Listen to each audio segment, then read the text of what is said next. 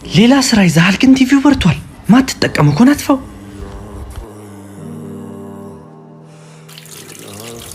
ውሃውን አታባክ ነው። ቀስ እያልክ ታጠብ። አላየኸውም ነው? ከነጋ የውጭ መብራት እየበራ ነው። በላትፈው። እንደው ስራ አግኝቼ ከዚህ ቤት ወጥቼ በተገላገልኩኝ።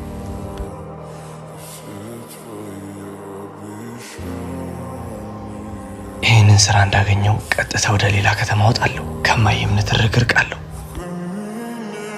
የኔ ልጅ ለሚጠይቁ ጥያቄ ሁሉ መልስ ስጣቸው። ባታውቁ እንኳን በድፍረት አውራ፣ እንዳትፈራ።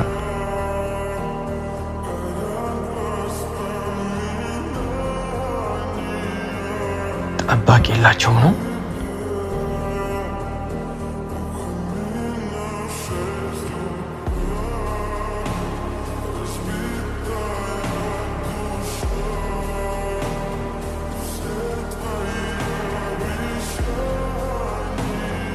አላየኸውም ነው? ከነጋ የውጭ መብራት እየበራ ነው። በላትፈው።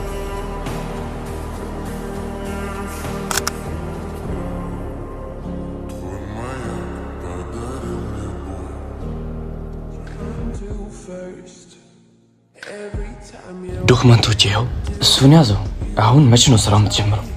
ማለት ገና ዶክመንቴን አላያችሁትም? እኔንም ቢሆን አላያችሁኝ።